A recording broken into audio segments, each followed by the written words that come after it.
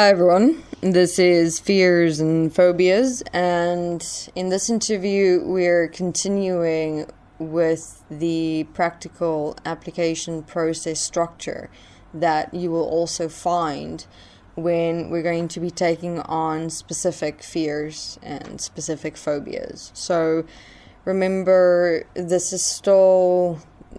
two interviews are still part of the introduction phase, where we are introducing you into a step that one will face as we go into the more specific fears and phobias interviews, which is fearing fear itself. Okay, so now that we've got the writing and the self-forgiveness in relation to fearing fear itself, now you have the second step, which is forgiving the specific context of the real fear, right?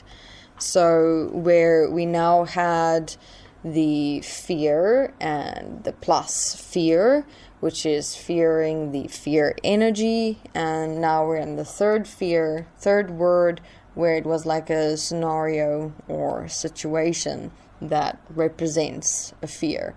Now we're going to have a look at the last two fears, the fear energy itself and the scenario or situation in relation to the fear energy. So here one have to understand that fears inside the mind has got a very specific charge to it. A very specific charge, meaning a very particular specific intensity. So in other words, let's take an example where let's be more specific in relation to having a fear that where you're walking in a particular environment and that there might be snakes within that physical environment. Okay, so one had, for example, heard that in where you had gone for a walk there may or might be snakes. Now, instead of going, okay, there might be snakes, what can I physically do to prepare myself to be able to walk in that environment? I'll need to wear nice long boots. Okay, check. I need to, have something with me so that if there is a snake that I can either knock it away or run away really fast.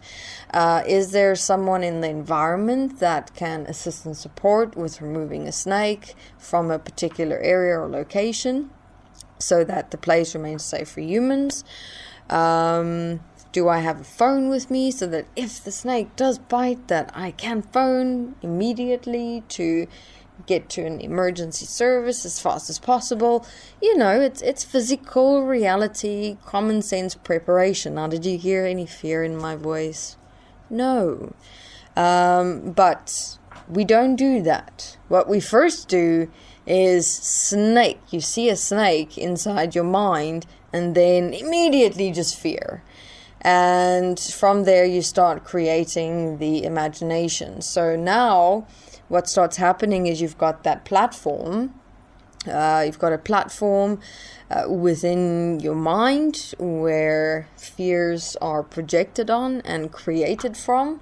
So now on the platform you've got like a simulation of a snake, and you've got lots of fear energy inside it.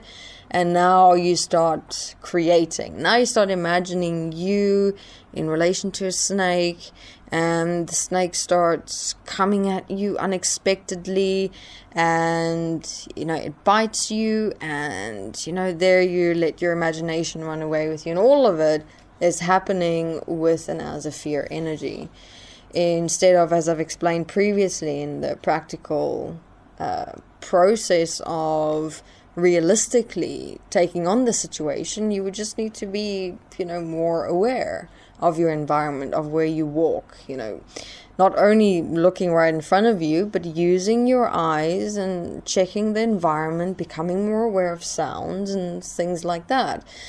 But none of reality is taken into consideration when it comes to fears. And obviously then, you've got all these movies and things coming out with these snakes that have almost human personalities, and then you're imagining cobras and God knows what jumping out of the environment and jumping at you and grabbing your throat and all those types of things. Obviously there we're more having a look at going into a phobia or paranoia,